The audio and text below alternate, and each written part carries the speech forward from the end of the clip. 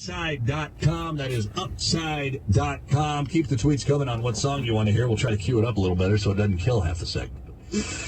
We'll get there. We'll start fishing in May after the draft. That's exactly right. Yeah, by the way, it ties into Shut Up and Fish.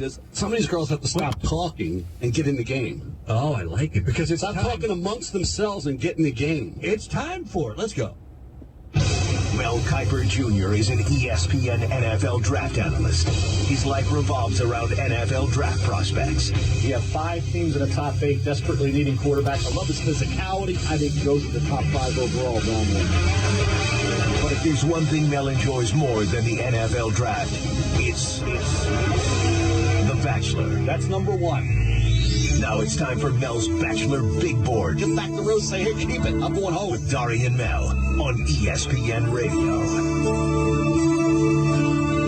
All right, Bachelor Big Board time, Mel. How do you I haven't watched one second of the season of this show.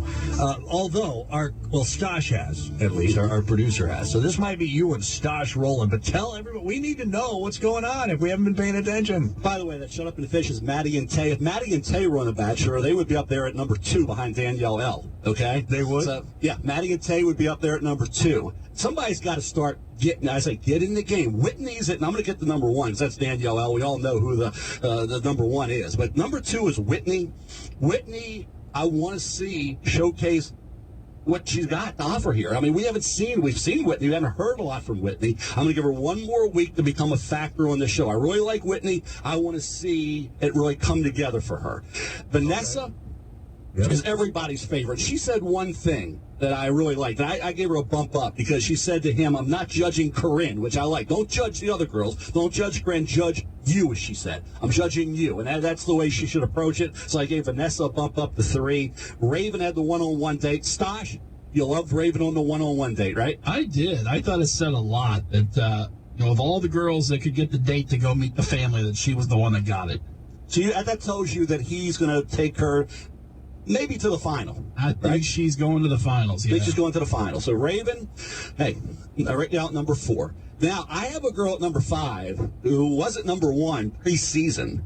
Stosh, you got her in the bottom 5.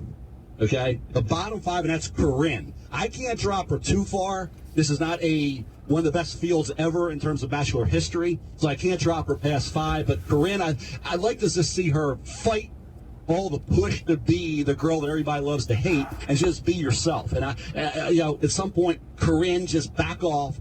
Don't go and do what you're doing. And if that happened, I would say Corinne could move back up. If not, she's going to keep falling down. Done with Corinne.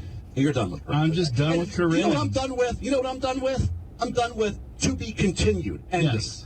I'm sick of it. Can we have a rose ceremony at the end of the show to get a defined ending? I don't even know who's coming or going when the show begins. So it's like if you had a game and you finish the last 2 minutes the following week, or the 4th, you got to finish the game. It's got to be a defined ending. To be continued may work when you get near the end. It doesn't work early on. So whoever came up with that idea, drop it. Get us a defined ending. A rose ceremony is a typical, traditional way to end it. We have way too many to be continueds. Yeah, man. Like they're doing that now? Seriously, with to be continued? Yeah, at the end of the show, we don't get a defined ending. We get no rose ceremony. We get something going on at the end to kind of make you figure, hey, we got enough to carry over. I thought that ended like with different strokes in the early 80s or something. I don't know. Hey, by the way, one of my favorites, Stash, and I hope she's the Bachelorette. I think she'd be great. I don't know if she will be. And she was the dolphin girl. She had the dolphin costume. She loves the Miami Dolphins, loves dolphins. Well, since she's dropped all that, I like Alexis a lot. Alexis, cute girl, great personality, fun girl. She said at the end, Dar, you know what she's afraid of? What is she afraid of? Aliens. Sharks. Aliens. I thought sharks, because dolphins probably don't like sharks. Or someone who does dolphin calls better than her. Well, they all thought she was a shark. Aliens. She kept telling them I'm a dolphin. Scared of aliens. She's afraid of alien fear, huh? Yeah, she's a funny girl. I mean, I hope she stays around for a long time. Like her, Rachel's really coming into her own. She stays out of that craziness. She doesn't get in anybody's business. She's really letting the show evolve at a nice pace. So I like Rachel, Alexis. There's a couple. I mentioned Whitney, who's got to get in the game. Another girl, and it's one of your favorites, Stash, and Dari, she was your number 1 in preseason.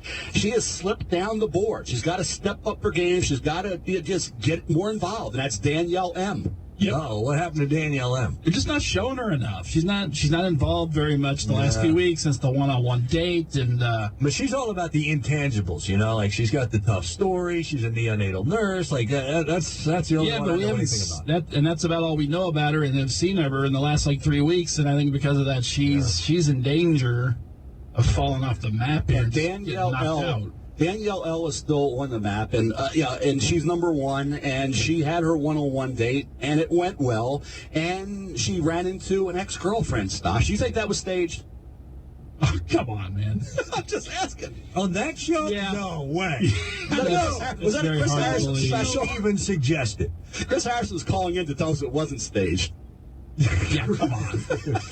Come on. The Bachelor? Come They on. never do that, Stosh. She was having coffee in a Danish. And she was, she had to walk by the bakery, and there she was. The ex-girlfriend sitting there looking out the window at Danielle L. and Nick. What a coincidence. Yeah, Danielle L. handled it very well. She was a little, I think, not at ease early on, a little uncomfortable, but then she settled in. She handled it very appropriately and professionally, as she always does. Danielle L.'s got it. The it factor, everything you want, she has it. And we're going to have Sarah Spain on with the trifecta at 11:45. She took exception to my Danielle L. at number one. She's not impressed. She's this, she's that. Well, we'll talk to Sarah about that. I'm impressed. Stosh is impressed. Dari, you would be impressed if you ever watched. I probably would, yes, I'm sure. I mean, as highly as you've talked about it, you're talking about top 4 talent all time, right? I mean, that's where you're. Yeah. I don't care where she finishes. Okay, I don't care who Nick picks or where Danielle L. This is your big boy. This isn't about Yeah, and also Taylor was okay early on. Lecturing Corinne, I didn't like that. Criticizing Danielle L. for doing nothing, but after you have a one-on-one, you want to kind of go back and have a conversation. She did that, and then Taylor criticized Danielle L. for basically, after having a one-on-one date, Dari, to go right back in first to talk to him, right? Well, then, after she's talking to him, you know who interrupts Danielle L.? Who? Taylor. So Taylor didn't let the other girls have a chance. She jumped right in. So that's a little hypocritical for me. So, Taylor's down at 13 for that reason, not up a little higher. Astrid looks great, but she hasn't had any defining moments. She had to like to see her smile a little more, be a little more happy, carefree. Carefree is Josephine. She's having fun every week, but she's down at 14. Jasmine's dropped to 10. Why is she down at 14? She did the singing deal a couple weeks ago at the end of the show. That would be me trying to sing. If I tried to sing, you would never have me on another show. Okay, I would. You'd have your own show. Yeah, I would have no show. So, but Josephine tried. She recovered a little bit, but it's only 15 less to somebody's. That was 30 when we began. Jasmine, the former Dallas Cowboy cheerleader, has dropped to 10. Hasn't been the major factor I thought she would be. Christina, Stosh, you like Christina? Thought she did a good job. I liked her conversation. It wasn't argumentative with Corinne. I think it was appropriate. So she came out strong this week, absolutely. Yeah, she showed up, and I think Christina's got a chance to move up in the next few weeks.